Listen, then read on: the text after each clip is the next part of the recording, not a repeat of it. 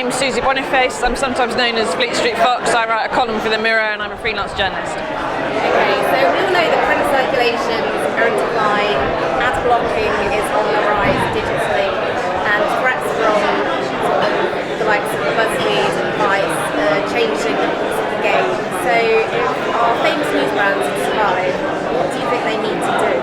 They need to remember that the game hasn't changed at all. The game is getting readers, the game is telling them things they didn't already know, things they are interested in, things that they need to know and that they ought to know and that they want to know, and trying to combine it all into one public service and get paid for it. It's as simple as that.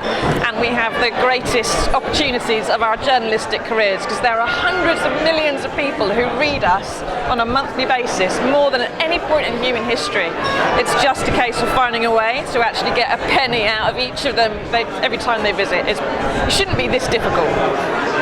So ad blocking has been in the news a lot as of late, and given that publishers largely rely on ad revenue, do you think that eventually we're going to end up paying for all of our online news content? I think there will be a method of payment. It may not be that the user is asked to pay up front.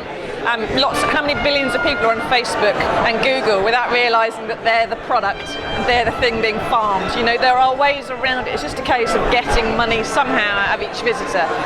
And you know, a lot of websites, newspaper websites these days actually have far more mobile users than desktop, and ad blocking isn't so easy on that. So there are ways around it, and people are going to find ways around it. Journalists always do. We always survive. Drop a bomb on us, we'll keep going. And finally, you've been working in national news for 20 years? About 15 in nationals and 5 before that in locals. How has it changed in that period? How hasn't it changed? When I started out, I was on a typewriter.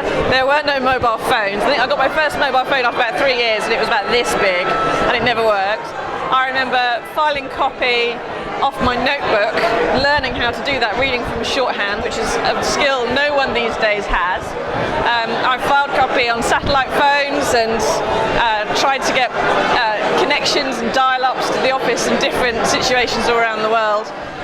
The problem is always getting your words to the office so they can put it in the newspaper, and it's been that way since the 17th century. But what the main thing has changed is the audience and the way they access you. You know, and now at this stage in my career, I talk to more readers on a daily basis than I've ever done previously, and that's this great opportunity we've got. It's massive influence, and at some point, advertisers and politicians and everybody else is going to wake up to the fact that we have all these hundreds of millions of people to talk to, and that digital is not the baby brother of the print industry.